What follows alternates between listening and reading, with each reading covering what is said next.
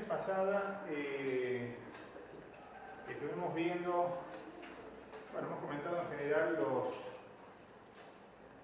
los tres niveles de análisis que uno puede plantear en términos de proceso de transformación del caudal. El más simple es el método racional, donde uno pretende únicamente determinar el caudal pico en una cuenca simple, una cuenca sencilla, única. Y hemos visto una alternativa un poco más desarrollada que permite analizar los sistemas de múltiples cuencas, ¿está bien? Que son típicos del microdrenaje urbano. Las cuencas son pequeñas, pero son muchas. Que es el método racional modificado. Decimos algún ejemplo, le he dado algún software para que lo traten de simplificar un poco la tarea, que bueno, si uno lo hace a mano es laboriosa, porque hay que interpolar, hay que sumar diagramas, etc. Y decíamos, bueno, que todo eso en definitiva es una forma de evitar lo que habría que hacer y que ustedes han visto en el curso previo de hidrología, que es el proceso de transformación de la lluvia caudal a través de, por ejemplo, de diagrama unitario. Que la respuesta unitaria de una cuenca, la respuesta unitaria de una cuenca. La respuesta ante un evento unitario, lámina 1, milímetro, centímetro, una pulgada, depende de su unidad de uso. La hipótesis de la linealidad, es decir, que la respuesta de la cuenca ante un evento compuesto por varias partes, podemos pensar que un dietograma de este tipo es un evento compuesto por tres tormentas de duración e intensidad constante cada una de ellas, pero desfasadas en el tiempo. Es la suma de las respuestas parciales. Y la linealidad también impone de que la respuesta es proporcional a la entrada, al impulso. Es decir, si la lámina se duplica la respuesta. Es decir, este diagrama unitario se multiplica por cada una de las láminas correspondientes para obtener la respuesta parcial de la cuenca a cada uno de los pulsos de precipitación. Bueno, si alguno de ellos fuera uno, sería directamente el diagrama unitario que correspondería. Y después la suma de ordenadas homólogas al estilo de lo que podríamos que hace el método racional modificado. Solo que en este caso, en vez de ocurrir esas sumas en los puntos característicos, ¿se acuerdan? Donde había quiebre en ese diagrama triangular o trapezial, aquí se da de forma regular con un intervalo de delta t que uno prefija. Es la forma habitual de hacerlo. Esto está básicamente en función de dos cosas. De la forma en que viene discretizada la tormenta y la forma en que viene discretizado el propio diagrama unitario. Por eso es habitual que los software de hidrología, como GHMS, Swing, otros software de esas características, ese intervalo, ese delta t con el cual uno resuelve el problema, no sea una variable de libre elección, sino que se prefijan valores típicos. 1 minuto, 2 minutos, 3 minutos, 5 minutos, 6 minutos, 10 minutos, 15 minutos, ¿me explico? De modo que ya está estandarizado ese incremento del delta t de tiempo, que es lo que ustedes ven aquí. Y bueno, una vez que uno multiplica acá del diagrama unitario, que es un diagrama sintético, por esas láminas, obtiene la respuesta parcial y lo suma ordenado, obtiene diagrama de crecido. Esto es lo que seguramente han visto en hidrología, ¿está bien? Que es la forma general de resolver el problema. El problema es esto. ¿Cuál es el diagrama unitario? Entonces ahí, digamos, salvo que ustedes tengan de numerosa información acerca de caudales y precipitaciones en la misma cuenca, donde se puede inferir o reducir un diagrama unitario particular para esa cuenca, hay una técnica para ello, habitualmente uno recurre a diagramas unitarios sintéticos, ¿no? Que son los que proveen los métodos, como el SSS, el diagrama unitario del SSS, de Schneider, de Clark. Hay distintos diagramas unitarios que tratan de predecir esa respuesta unitaria de la cuenca en función de, normalmente, de sus características morfométricas. Área, pendiente, longitud de cauce, bueno, algunas otras características. Tipo de concentración, en definitiva, es lo que está allí definiendo esa variable. Sobre esto no voy a entrar, porque como digo, es un tema de la materia anterior, no me compete. Si ustedes no aprendieron, no tienen dudas de cómo se aplica el método de diagrama unitario, bueno, en los clásicos libros, el libro de Shaw, por ejemplo, MNMS, hidrología aplicada, está muy bien explicado, con sumo detalle, los ejercicios también explicados. En cualquier caso, si tienen dudas y consideran que les puedo ser útil, vienen y me consultan. Pueden dar consulta, vienen y me consultan. Ahora sí, les digo, como les dije, el primer día de clase, y como lo vengo repitiendo a medida que lo vamos desarrollando el ejemplo, no tengan duda que lo van a tener que usar para resolver el problema del ejemplo, ¿no? Tanto lo que es el macro drenaje Pero incluso en otras condiciones actuales, si quieren, lo van a tener que resolver el macrodraje con seguridad, porque el tamaño de la cuenca lo van a tener que resolver en términos de unitarios. Y bueno, si tiene una herramienta que se permite aplicar, esa herramienta puede ser una propia de cálculo, de desarrollo propio, no hace falta más que eso. Lo pueden extender al lote en condiciones actuales. Entonces, para el microdrenaje es más habitual recurrir al método racional modificado o bien el software que implementa el método que vamos a describir ahora. ¿Alguna pregunta sobre esto? ¿Comentario? Están advertidos que hay que repasar. Hay una forma totalmente distinta a la que venimos viendo de conceptualizar el proceso de transformación lluvia en caudal. Y es el denominado método del reservorio no lineal, que es lo que implementa el software FRIM, SWMM, que en la jerga se le llama FRIM, para decirlo así. ¿Está bien? Y que tiene este principio de funcionamiento. La idea es que yo conceptualizo la cuenca como, bueno, algo así como lo que hace la onda cinemática. O sea, yo considero que la cuenca es uno o dos planos, eventualmente de pendientes distintas entre ellas, pero sí constantes. Eventualmente las pendientes sean medianamente constantes y que representan el flujo mantiforme en la cuenca. Y luego de algún trayecto, bueno, se encausa y establece lo que es el flujo encausado. ¿Sabes? Entonces vamos a concentrar aquí en lo que ocurre en esta zona, digamos, en esta faja de la cuenca de ancho W. ¿Está bien? ¿Está bien? Es un libro, es un rectángulo, ¿está bien? Entonces es fácil darse cuenta que es el ancho W. Es el ancho perpendicular al flujo mantiforme. ¿Estamos de acuerdo? Sí. En las cuencas reales no es tan fácil establecer qué es W. En cualquier caso, ese W, ya se van a dar cuenta, es mandatorio, o sea, define la respuesta del modelo. Por lo tanto, buena parte del trabajo es estimar, o buena parte del éxito en realidad del trabajo pasa por estimar adecuadamente el W. ¿Eh? Pero bueno, sigamos con el ejemplo sencillo para entender. W es el ancho de flujo mantiforme. De hecho, si yo tengo una longitud L de flujo, bueno, supongo que la longitud L de todo esto, bueno, el área sería W por L, el área de la cuenca. Y esa es una forma indirecta de determinar el W, porque si yo tengo el área de la cuenca, por más irregular que sea, y tengo la longitud, digamos, principal del flujo, bueno, el W puede ser el ancho del rectángulo equivalente, sería, ¿no? El ancho del rectángulo equivalente. Bueno, volvamos a los planos estos que tenemos el flujo laminar Q. Ahora hacemos un corte en esos planos digamos, paralelo al flujo, o sea, perpendicular al W. ¿Está bien?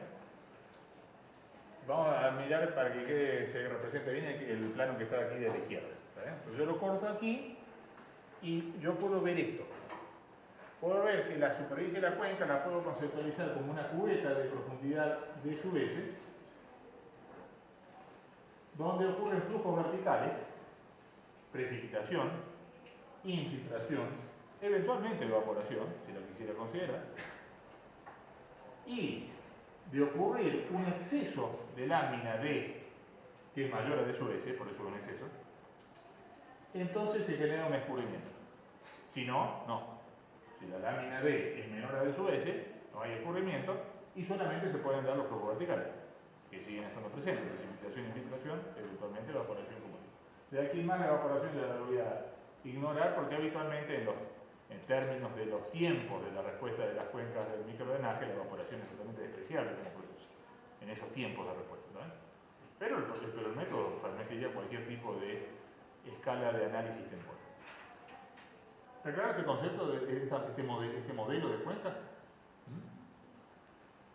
Entonces yo puedo plantear un modelo de balance.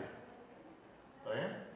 Esto es, velocidad con la que cambia el estado de mi sistema, vamos a ver la variable de estado, igual a entradas menos salidas, o salida menos entradas, digamos, suma algebraica de entradas y salidas. Suma neta de entradas y salidas. ¿Cuál es la variable de estado del sistema? ¿Qué es lo que varía en función del tiempo y representa todo el sistema? Bueno, la profundidad de esto. Esto es lo que va variando. De hecho, si supongamos que la cuenca está totalmente seca, está igual a 0, ¿de cuánto vale? 0. Y si empieza a precipitar, eventualmente D pasa a ser mayor a 0. eventualmente podría ser mayor de su vez en un instante determinado o por recorrimiento, se activa un término, vamos a ver, eventualmente puede descender, ¿está bien? O sea, D es la variable de estado del problema. Esto es lo que describe el estado del sistema. Entonces la velocidad con la que cambia D en el tiempo es la derivada de D respecto a T. Ahí está puesto derivada parcial, pero no es una derivada total, porque es una ecuación diferencial ordinaria eso que está.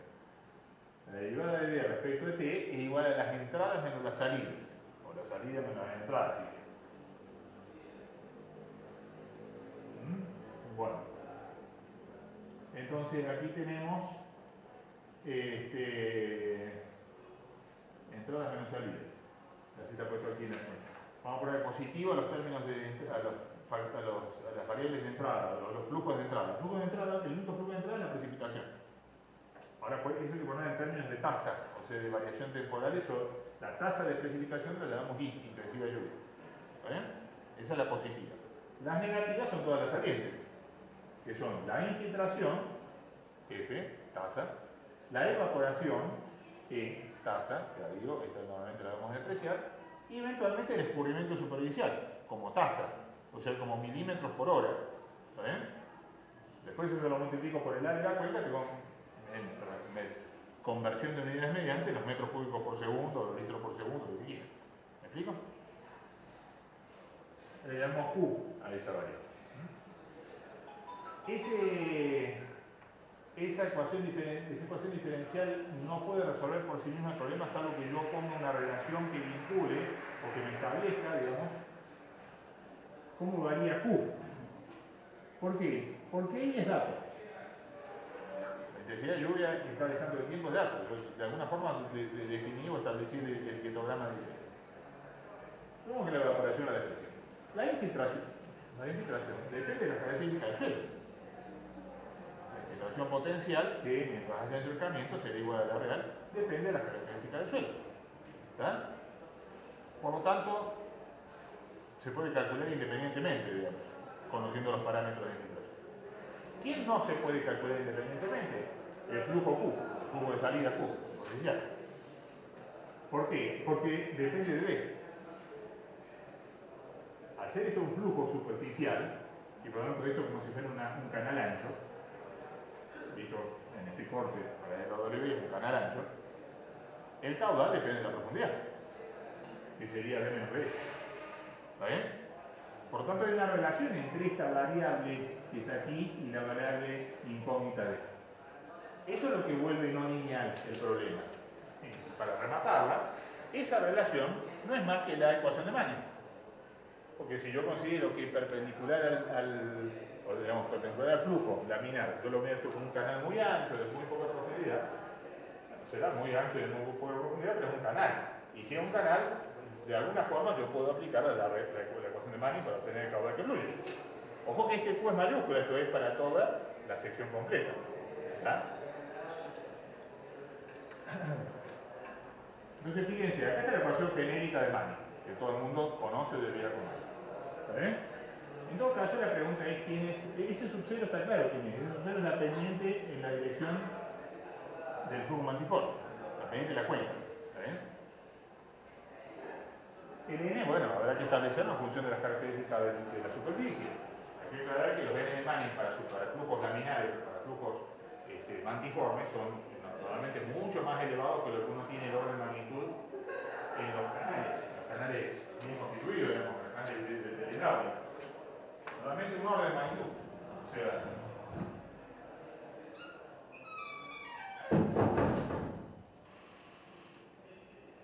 ¿está bien? O sea, pueden multiplicar por 10 el valor del n Manning del tipo de material correspondiente para un canal bien constituido, a pasarlo a un flujo mantiforme y estaría el orden de magnitud.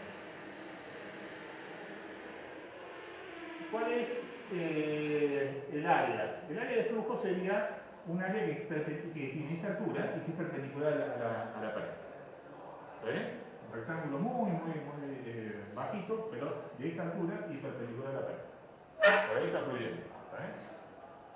Entonces esa área es W, que es el ancho, por D menos DS. El área, AX, es W por D menos DS. Estoy usando las letras de la figura. ¿Cuál es el radio hidráulico? Bueno, ¿cuál es el área? Ya lo dijimos, ¿cuál es el perímetro mojado? Como esto es muy ancho frente a la profundidad que tiene, podemos decir que el perímetro mojado es directamente el ancho. ¿Lo ves? ¿Está bien? Ese es el perímetro mojado. Y por lo tanto, de esto sale inmediatamente que el radio hidráulico es de menos de S. ¿Está bien? Profundidad flujo. Bueno, si uno hace todas esas sustituciones, no es muy difícil hacerlo, obtiene que la versión antiforme de la ecuación de Manin es esta. Se parece D menos D menos D a 5 tercios. ¿Está bien? Otra vez, digamos, ratificación de que esto es un modelo no lineal. ¿Está bien? La incógnita D está dentro, aquí en este término está metido bajo un exponente de 5 tercios. Entonces, como a mí lo que me interesa para poder llevar esto a la ecuación esta, que es el objetivo final, es pasar de Q mayúscula, en metros cúbicos por segundo, al Q minúscula, que son milímetros hora, lo que tengo que hacer es dividir a Q mayúscula por el área. ¿Está bien? Por el área. Que sería esta A que está aquí. ¿Está bien? Cuidado, no hay que confundir esta AX con esta A. Son absolutamente distintas, de hecho son perpendiculares entre sí. Esta área es el área plana de la cuenca. Esta AX es el área de flujo transversal, que es un rectángulo muy delgado. ¿Está bien?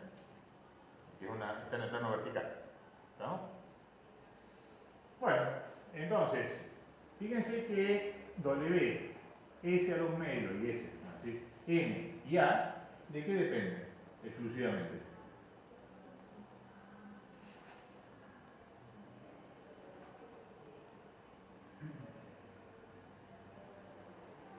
¿Del precio del dólar? ¿De qué dependen W, S y M?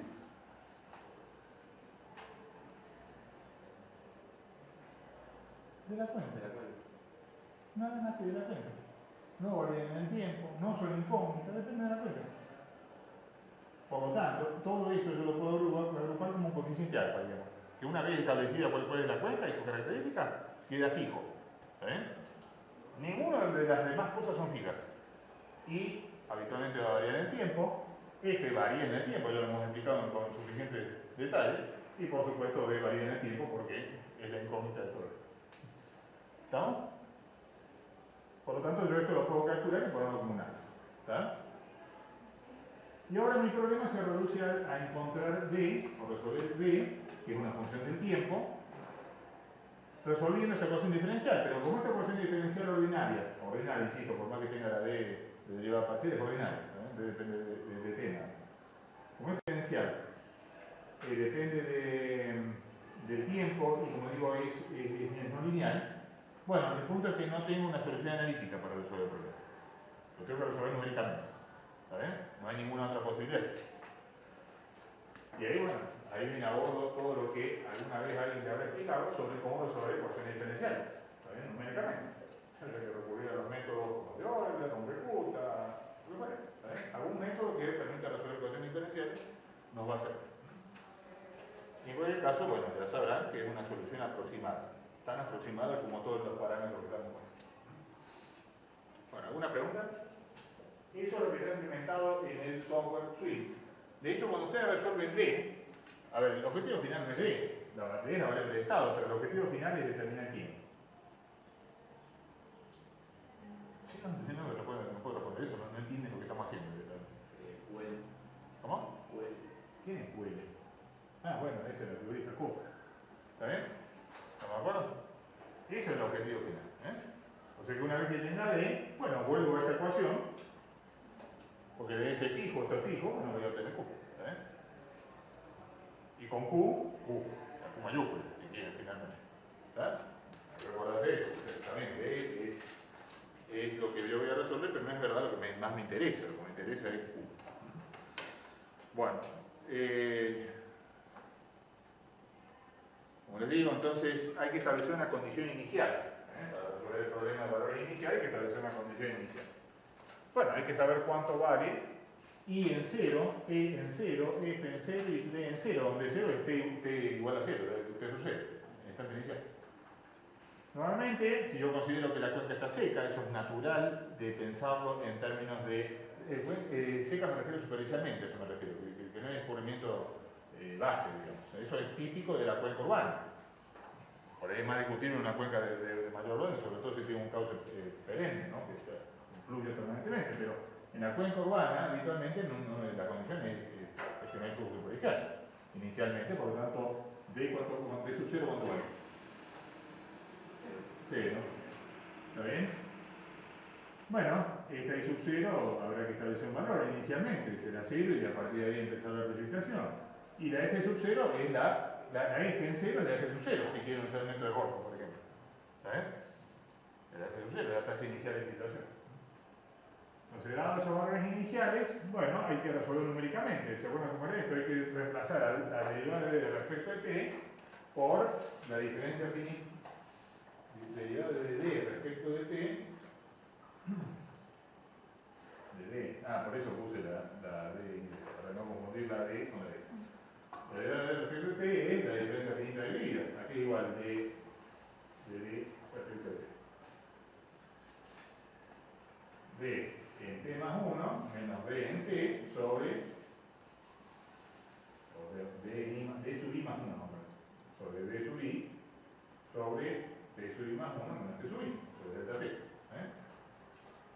Entonces yo conozco el D sub I, conozco T sub I y T sub I más 1 porque lo impongo. Bueno, mi incógnita va a ser T sub I más 1 si yo conozco el miembro de la derecha de esto. El miembro de la derecha de eso es todo lo que está acá. El método de Euler, que es el más simple que podemos aplicar, supone que todos estos valores son válidos para el paso del tiempo anterior, la latina. O sea, esto es todo esto que está acá evaluado en T sub I. Entonces paso multiplicando el delta T, paso sumando el D sub I, que es la condición inicial, o por lo menos el valor en el primer periodo, y la condición inicial en el paso siguiente, el valor del paso anterior, y obtengo una fórmula explícita para calcular D sub I más 1. Le pongo estos valores en el paso anterior, los conozco, ya sé porque son condiciones iniciales del problema, porque lo calculé en el paso anterior. De alguna forma lo conozco. Delta T lo fijo en el tema, D sub I también lo conozco por las mismas razones. Cálculo de D sub I más 1. Ahora hay que tener en cuenta una cosa. Eso es cierto, pero no hay que olvidarse que el flujo, digamos, o dicho de otro modo, el D sub I, mejor, que este término, ¿era quién este término? El Q, el flujo de salida superficial, solamente va a existir si D es mayor a D sub S. Entonces hay que poner una condición en esta solución. No es que vale para cualquier valor de D, solamente cuando D es mayor a D sub S. Es cierto esto. ¿Está bien? Entonces yo puedo resolver esto y ver si D sub I más 1 es mayor a D sub S. ¿Es mayor a D sub S? Correcto, entonces ese es el resultado válido. ¿No es menor a D sub S? Entonces tengo que ir por otro camino. Lo primero que tengo que hacer es eliminar este término. Los únicos flujos de salida son los verticales, infiltración y evaporación, si quieren. ¿Está bien? Y el único flujo de entrada, por supuesto, es la intensidad. O sea, en realidad lo que ocurre es que yo saco este término. ¿Está bien? Para calcular el D sub I más 1. Si D sub I más 1 es menor a D sub S, menor o igual a D sub S. ¿Se entiende lo que estoy diciendo? Esa es la única lógica específica que hay que tener en cuenta porque hay un umbral por debajo del cual no hay escurrimiento. ¿Qué intenta representar ese D sub S? Intenta representar el almacenamiento superficial de depresiones. Es una medida de almacenamiento superficial de depresiones. ¿Se acuerdan de cuando hablamos de eso? En clases atrás, estamos hablando justamente de esa agua que es captada por la superficie del suelo y que no va a escurrir. Sí va a infiltrar o evaporar, pero no va a escurrir, no va a generar escurrimiento. Bueno, eso es D sub S. ¿Se entiende? Por supuesto, si yo considero que mi cuenca, que es un techo de chapa inclinado, no tiene ninguna capacidad de almacenamiento superficial, D sub S valdrá 0 y ya está. Entonces no hay lógica que resolver, siempre vale la de arriba. ¿Está bien? Pero en el caso real, donde siempre hay un D sub S, incluso vimos alguna tabla ahí que nos ayudaba a elegir un valor de D sub S. ¿Está? Entonces, una vez que tengo resuelta la variable D, puedo calcular, o si quieren al mismo tiempo, puedo calcular la variable Q. ¿Quién es Q sub I más 1? Y otra vez, depende. Si D sub I más 1 es mayor a D sub S, entonces Q sub I más 1 es ese término. alfa por d sub i más 1, ahora, menos ds, que es constante, la 5 tercios. Y si no, o sea, si d sub i más 1 es menor a d sub s, bueno, 0 por definición, no hay truco.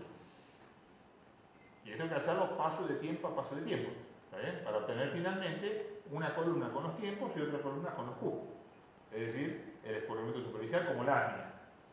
Si lo quieren pasar a caudal, tienen que multiplicar por el área de la cuenca finalmente. ¿Se dan cuenta? Todo eso está implementado en el software Swing, que vamos a ver alguna clase más adelante, pero que tengamos una máquina, si no, bueno, ya he dicho que lo voy a hacer acá. Pero la idea es que lo llevemos a la práctica nosotros ahora en la hoja de cálculo, así ustedes ven cómo se puede implementar sin necesidad de Swing. Lo pueden resolver entendiendo el problema y entendiendo la solución numérica que está ahí. ¿Alguna pregunta? Ahí está el ejemplo. Determinar el gramo unitario, de descarga de la siguiente cuenca por el modelo de embalse no lineal. Tenemos un área, 5 hectáreas, W 250 metros, N 0,025, S igual a 2 por 1000, DS 2 milímetros, D sub 0, 0, o sea, esta es la condición inicial. No hay flujo superficial, no hay agua superficial en la cuenca. Delta T 5 minutos, acá están los parámetros del modelo Horton, pero en verdad, si ustedes se fijan en las transparencias anteriores, en ningún momento dije qué modelo de infiltración hay que usar. Usan el que quieran. ¿Está? ¿Se entiende? Hay que resolver la capacidad de infiltración del suelo y estar distante, claro. Y bueno, E igual a 0 significa que no voy a despreciar la evaporación, como es de habitual, digamos, el tipo de escala del problema. Y acá está el dietograma de diseño. Cada 5 minutos la intensidad. Voy a estar también la intensidad como corresponde ingresarlo en este modelo como está. ¿Está? ¿Pregunta? Fíjense que esto es equivalente, os digo, es totalmente, reemplaza totalmente el método de gramo unitario que ustedes ven en hidrología. O sea, ustedes podrían resolver este problema con, bueno, adaptando algunas datas, no así, pero pueden resolver este problema por los métodos del método de gramo unitario que ven en hidrología. Bueno, esto es una forma totalmente distinta de hacerlo, ¿bien? A través de unas variables que en principio, bueno, tienen un poquito más de significado físico, porque fíjense que usamos la ecuación de Manning para determinar el descubrimiento superficial, somos métodos de infiltración, igual que en el caso de la unitaria, tienen un modelo de base física, el modelo de reservorio no lineal. Bueno, si no hay ninguna pregunta, vamos a resolver el ejercicio que está en la hoja de cálculo, ahí lo voy a abrir. Este, por supuesto, no lo van a encontrar en el libro de... Ahora que no sé si Ricardo lo explica no, al método de resolver una lineal, pero digo, el ejercicio no lo van a encontrar en el método de Ricardo. Este sí es algo que lo preparé en su momento para este curso.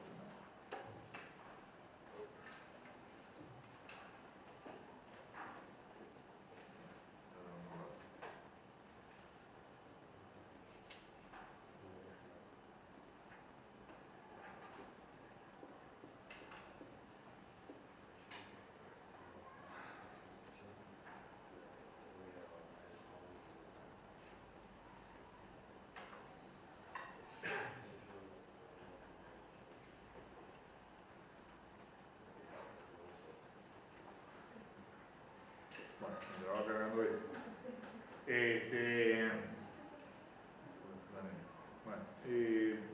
Lo que digo es, así como estamos viendo y vamos a usar de hecho el método de Euler porque es más simple, podemos usar cualquier otro método numérico para resolver el problema. Por supuesto, el método de mayor orden implica más complejidad de la operación, pero se pueden aplicar sin ningún problema.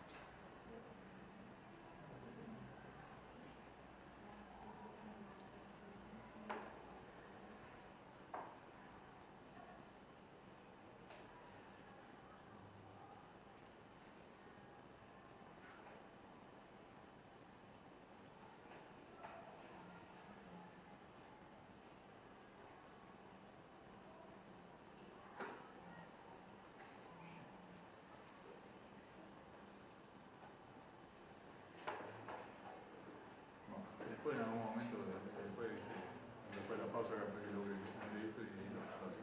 ¿Qué va a hacer? La máquina pasa. Así que después, bueno, va a ser un poco desordenado esto, pero bueno, peor es no hacerlo.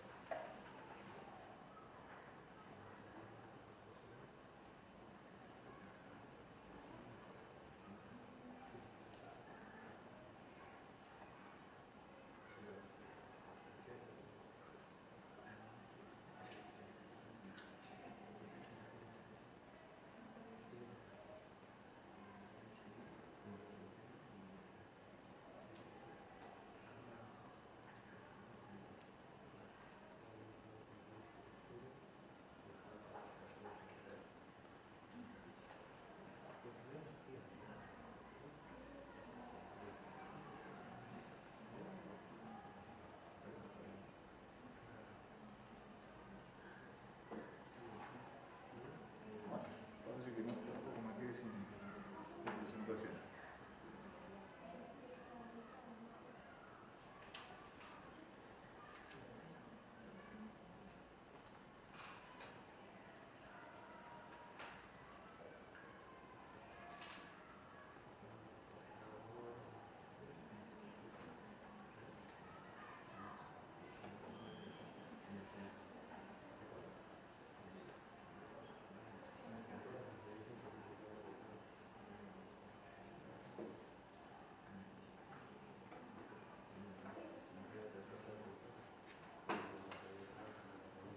Y después sigo.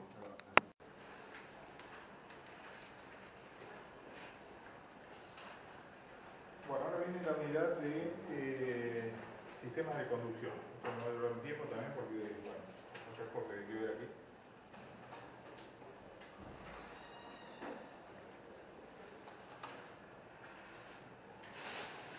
El capítulo 7,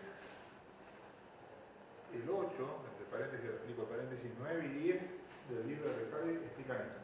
Capítulo 8 del libro de Recalde en realidad es una revisión, más bien una descripción completa de lo que es la hidráulica canaria. Así que, bueno, tanto al flujo estacionario como inestacionario. Si bien nosotros no vamos a entrar en la parte de flujo inestacionario, simplemente vamos a mencionar que existe alguna consideración más, el libro va más allá y describe todas las ecuaciones que rigen el problema, cómo se resuelve el tema. Solamente en términos muy genéricos de ver eso, pero sí la parte de flujo uniforme y gradualmente variado está bien explicado en el capítulo 8 de capítulo 7, 9 y 10 tratan en general ya de lo que es propiamente las conducciones urbanas. El capítulo 5 del libro de Meis también está muy bien descrito todo lo que es la parte de obras de conducción de escorrimiento pluvial urbano. La única diferencia por allí son algunas fórmulas, algunas metodologías de cálculo que, bueno, por ahí están distintas. Esta norma que está acá, de la Federal Highway Administration, del 2001, que es la GEC 22, acá está todo explicado, todo, y mucho más que lo que vamos a nosotros. No solo que está explicado, cada uno de los temas tiene su ejemplo resuelto, completo, bien al estilo de las normas norteamericanas. Ustedes pueden aprender tranquilamente todos los contenidos de esta parte del curso. Bueno, a ver, me parece. Toda esta parte del curso decía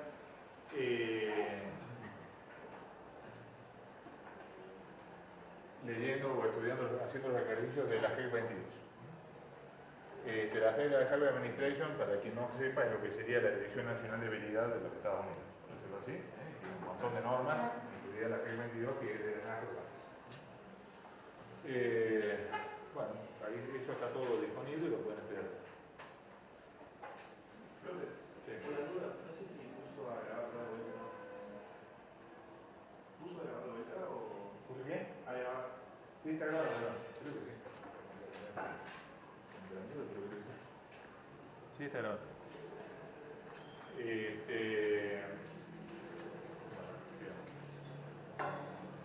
Componentes de un sistema de microdrenaje pluvial urbano. Bueno, vamos a darle nombre a cada cosa.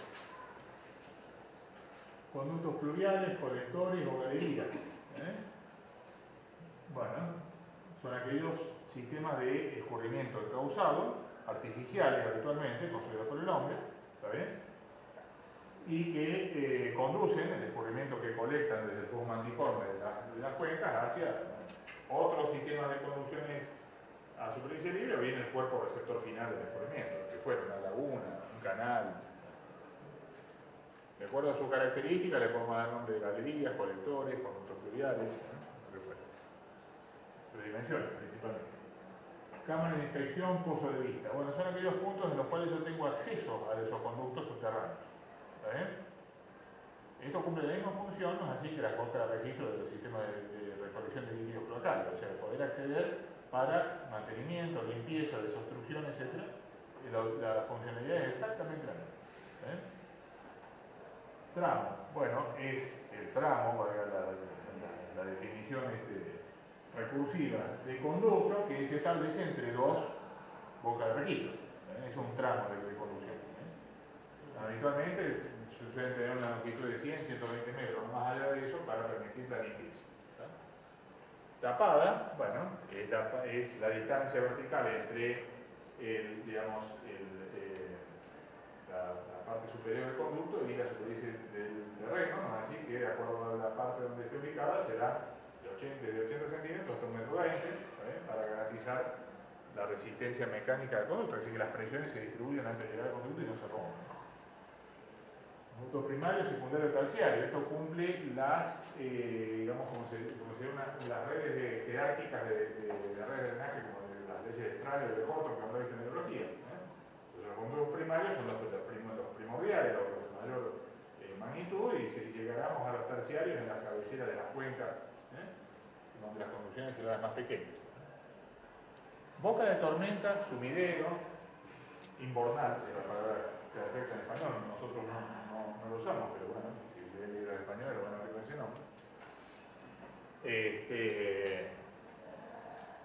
En inglés se llaman Stormwater Inlets, eso lo van a ver cuando lean el libro de Meisner, van a ver con Stormwater Inlets, los inlets, la entrada. O boca de lobo en portugués, si leen por ejemplo el manual de drenaje urbana de Lillagá, que ahí está citado como referencia.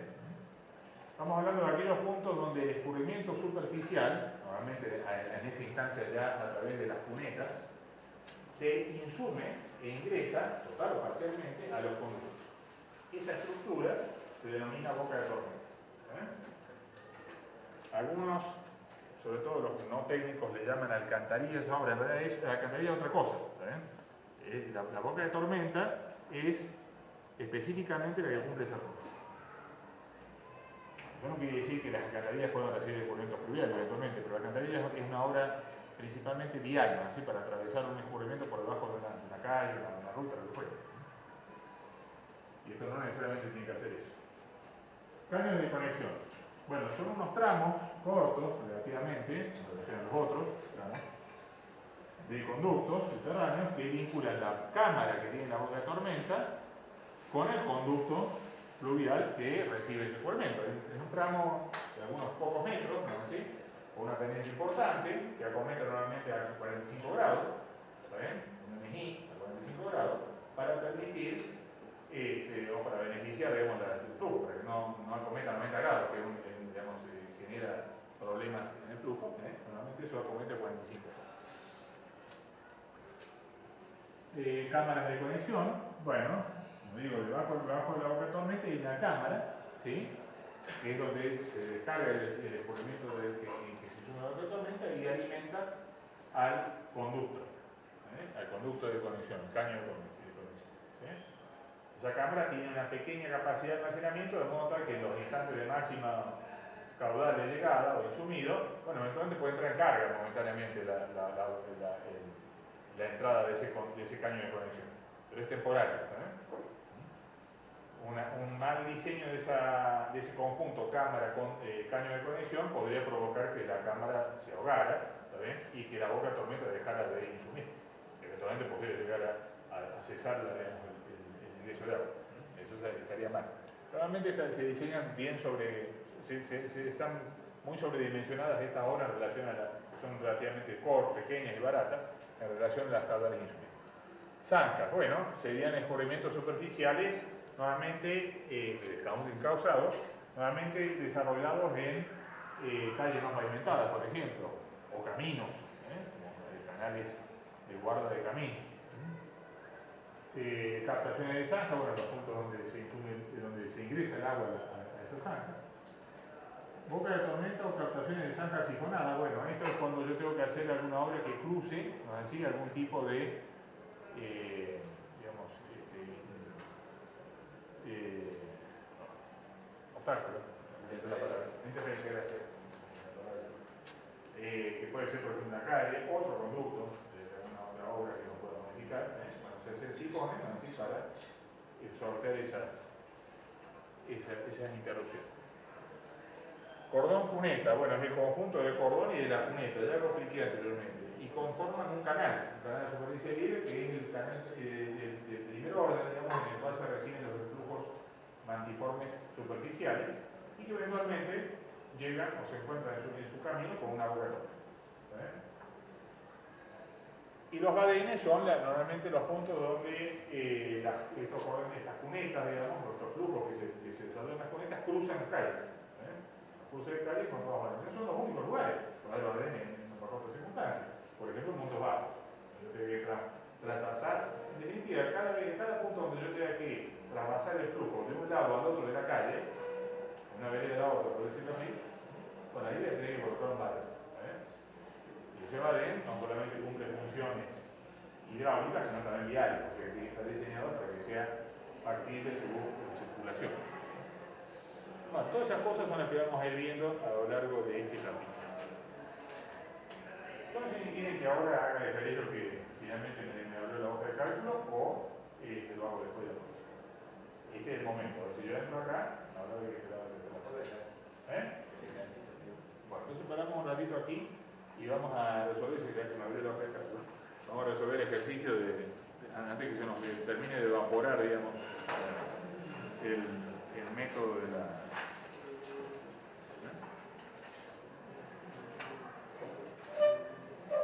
Ejercitación no, pero ustedes, vamos a ver si me...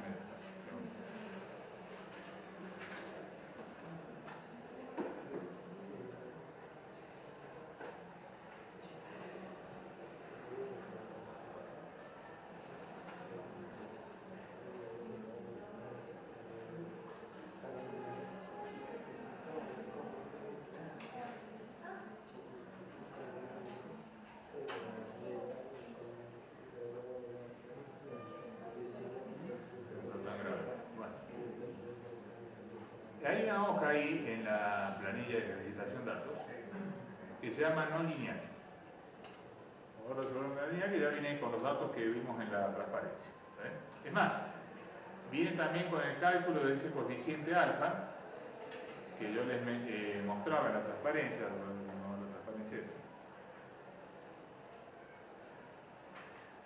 ese alfa que dependía de las características de la cuenta, ¿sí? Que era todo eso que está acá. W por S a lo medio sobre A a la N. Bueno, fíjense que W sobre A es la longitud del flujo superficial. ¿Está bien? Es al revés, digamos, el 1 sobre la longitud del flujo superficial. ¿Está bien? O A sobre W es la longitud del flujo superficial. ¿Está bien? Eso lo digo porque la hoja está puesta en esos términos.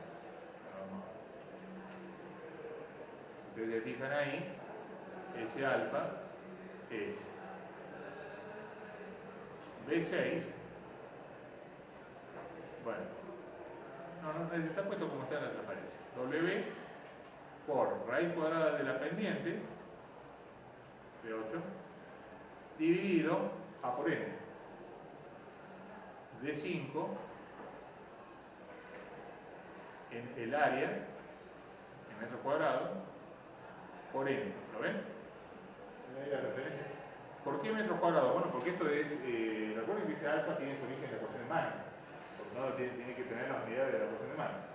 Áreas en metros cuadrados, caudales en metros cúbicos por segundo, caudales hidráulicos en metros, para obtener metros cúbicos por segundo. O sea, no tienen que usar esas unidades.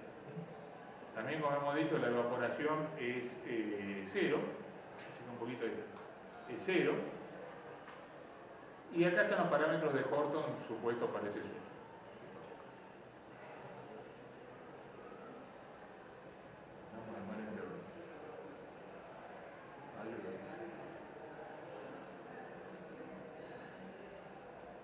Acá están los parámetros de Horton para ese suelo. Cuenca vacía dice 0 milímetros de ese. Bueno. Entonces ahora lo que vamos a hacer es construir la solución numérica de este problema.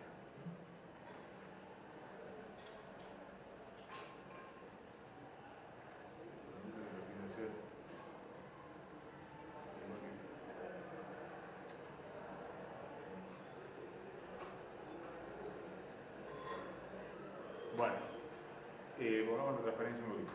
Como hemos dicho, tenemos que resolver numéricamente esa ecuación diferencial y la fórmula de diferencia, digamos, la fórmula numérica para resolverlo es esa que está acá.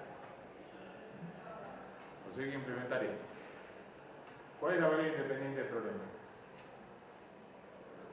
El tiempo. Entonces voy a fijar la primera columna que voy a poner es la columna de los tiempos.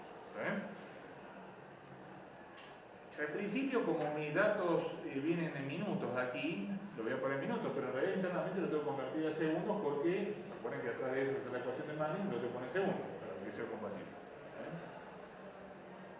Entonces, voy a poner aquí T en minutos. Y ahí nomás voy a poner al lado T en segundos. Bueno, fíjense que el delta T es de 5 minutos. Voy a tener datos de lluvia, voy a tener datos de caudales cada 5 minutos. ¿Está bien? O sea que por lo tanto el primer T es 0. Y el siguiente T va a ser igual al anterior más el delta T. Ese último lo voy a fijar. Y esto lo voy a copiar hacia abajo. Por lo pronto tiene que alcanzar la duración de la tormenta, que ahí está, ahora voy a escribir el dietograma, que dura 30 minutos. Pero ya sabemos que en realidad la cuenta va a seguir escurriendo más allá de los 30 minutos. Si quiero ir a completo, tengo que ir a darle más minutos. Por ejemplo, aquí lo que vamos a hacer es darle hasta 1 hora. Vamos a darle 1 hora. Entonces voy a copiar esta columna, esta fórmula que tengo acá, hasta alcanzar los 60 minutos. ¿Está bien? Y esto en segundos va a ser igual a lo anterior por 60.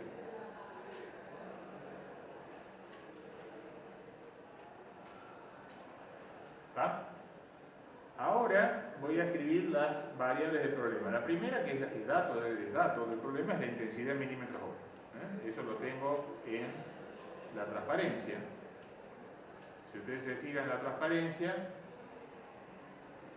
y me van dictando, aquí tienen las intensidades. En t igual a 0 es 0, eso es un instante, también es una cosa, una singularidad, digamos, porque en realidad el problema empieza para t mayor a 0, no para t igual a 0. En t igual a 0 no voy a resolver nada. ¿Está? Voy a resolver para el primer delta t, que es 5 minutos, donde ya alcanza los 100 milímetros hora. En cualquier caso, si quieren preguntarse qué pasa entre medio, bueno, varios días menos. Pero es intrascendente a los fines de lo que estamos haciendo. Entonces, bueno, no sé si tienen ahí los datos. Para t igual a 0, I vale 0. Para t igual a 5, 100 milímetros hora. Para 10, 80, 50, 90, 50, 20, 10 y en 30 vuelve a 0 otra vez, con lo cual suponemos que de aquí más es 0. Hace falta, por más que valga 0 hay que poner los números porque la cuenta se sigue haciendo. O sea, ya no hay entrada, pero sigue habiendo salidas del sistema. ¿Estamos aquí?